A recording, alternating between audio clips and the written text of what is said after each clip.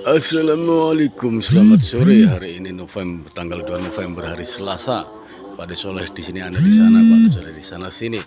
Saya hari ini mau ngadain liputan tentang sarwo batok handmade, semacam handicraft atau kerajinan tangan dari batok yang kemudian dijadikan alat kayak gelas, cangkir, dan sendok untuk minum dan juga piring. Kita lihat ini diproduksi oleh mantan narapidana narkotik namanya Vito.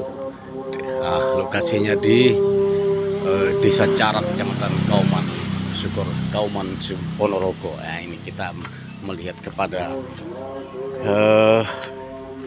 workshop atau tempat tempat produksi batok handmade sarwo batok. Ini bahan-bahan bakunya, ini alat teknik untuk pengerjaan perapian dan penghalusan. Itu contoh produknya. Motonya adalah ngopio ben ngopi. Saya tanya ini apa maksudnya ini. Ternyata kata dia banyak orang ngopi, pamitnya tapi ternyata tidak ngopi. Ini contoh produksinya. Ini Vito Dianova, penemu sarwo batok. Ini hasil karyanya.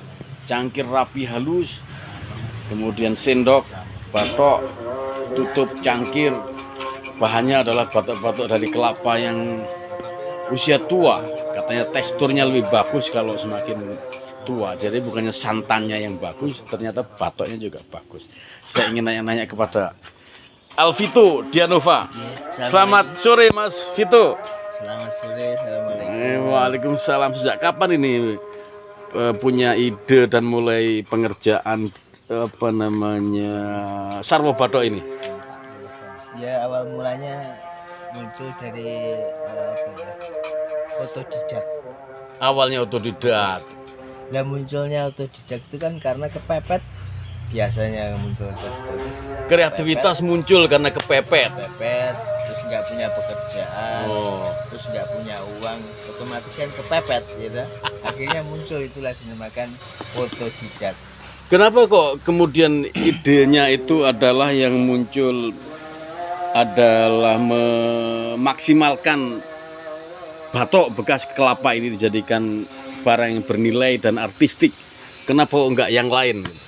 Ya karena memang senang dari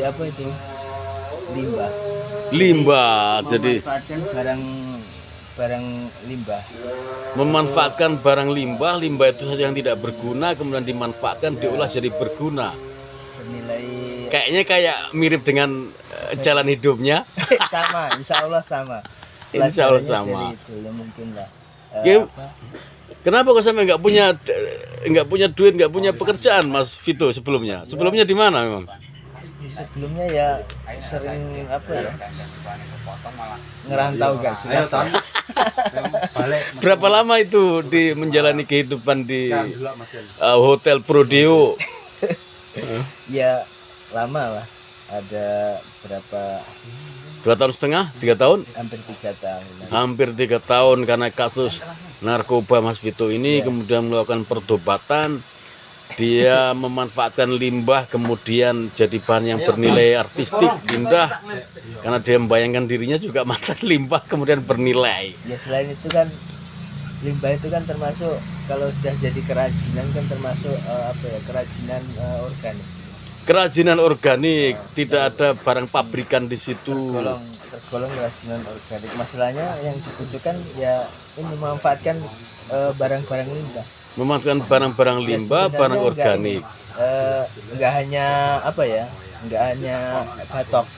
Jadi semua barang limbah sebenarnya bisa kalau untuk kerajinan dimanfaatkan untuk biar jadi kerajinan nilai seni itu bisa sebenarnya. Oke, jadi nilai tidak hanya batok, bisa yang lain, bisa bernilai tinggi asal mau. Nah sementara ini yang diolah adalah batok. Mungkin karena rumahnya Mas Vito ini dekat dengan pasar besar Sumoroto sehingga banyak limbah kelapa dimanfaatkan. Mungkin kurang lebih seperti itu. Oke, saya nanya lagi Mas Vito. Jadi ini disayangkan lah. Udah berapa lama ini menekuni perbatokan ini? Kalau batok munculnya itu ya memang Ya karena tadi otodidak tadi itu mulai tahun 2015. 2015 berarti sebelum masuk dong. Sebelum Ya. Sebelum apa perbedaannya setelah masuk, sebelum masuk dan setelah masuk dari sisi produk, dari sisi desain, dari sisi kehalusan?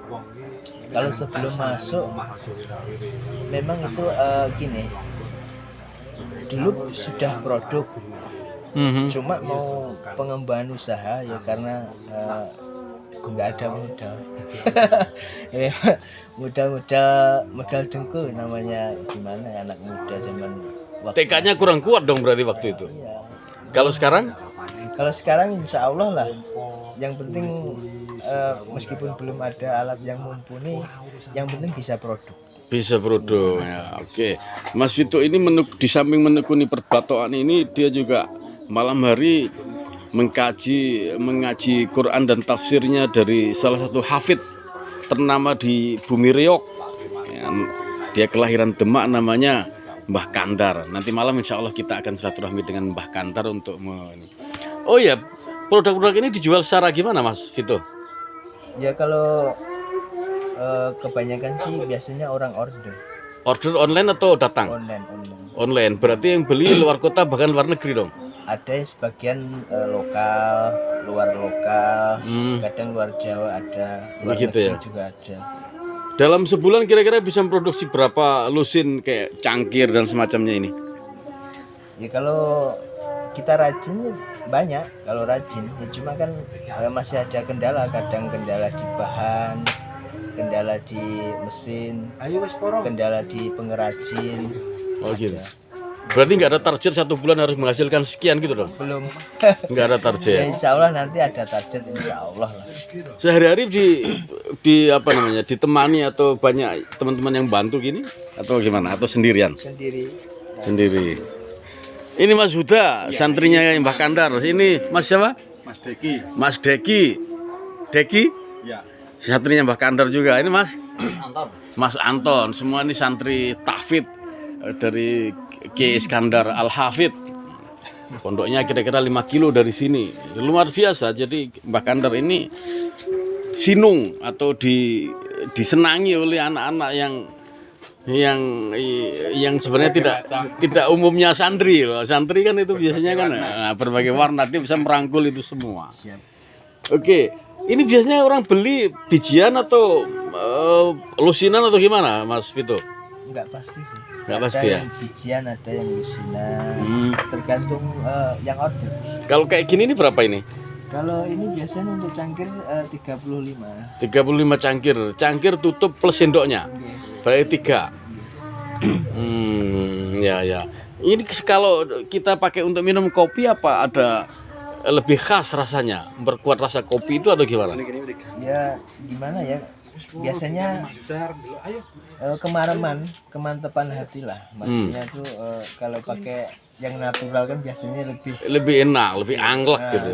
Berarti beda dengan gelas berbahan kaca ya, atau cangkir berbahan kaca seperti ini. berbahan natural. Ini kalau bahan-bahan batok ini apa ini? Apa diantar orang atau beli kemana gitu? Itu memang pasokan dari penjual kelapa, biasanya kan sudah pesan.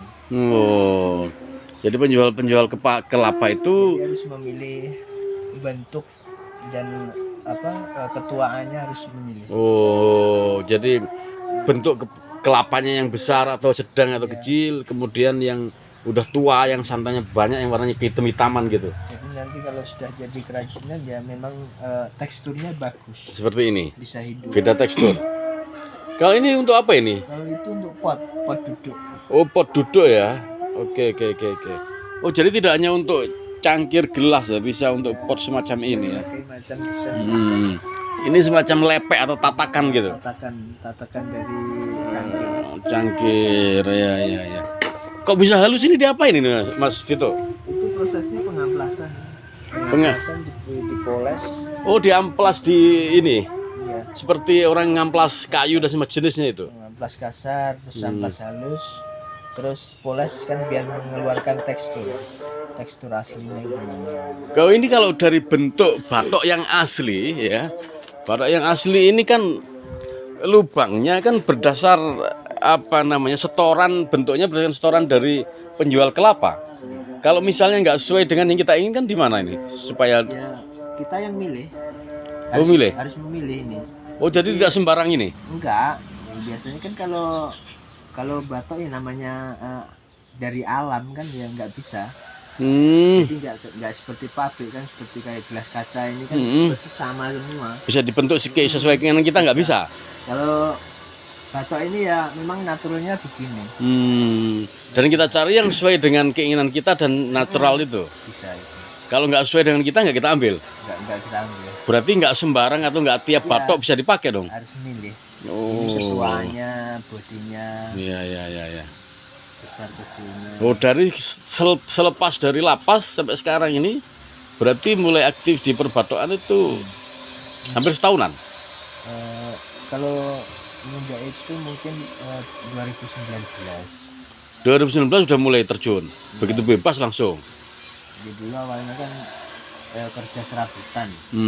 Kerja serabutan kan kalau di desa itu biasanya itu kalau sekali ada kerja ya kerja, kalau sekali nggak ada Istirahat. kerja ya nggak ada kerja. Pertanian ya. Kalau masanya panen.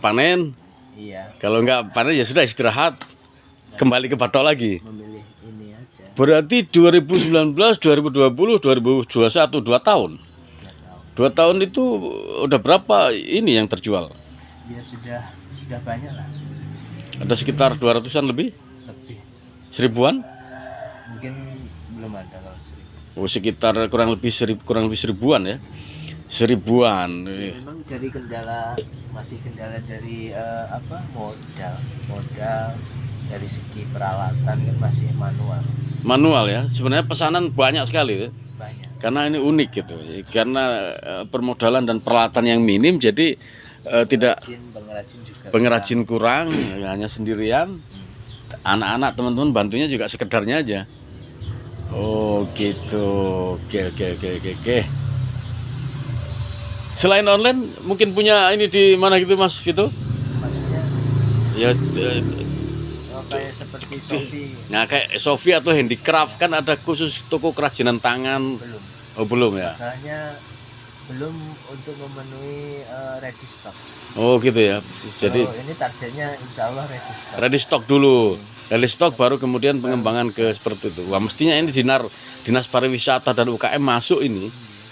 Dan juga sebenarnya Bapas Badan Pemasyarakatan ikut memberdayakan kan gitu. Ini tugas negara sebenarnya. Oke, selamat sukses Mas Vito. Oke, sembah nuwun. Ya, alhamdulillah.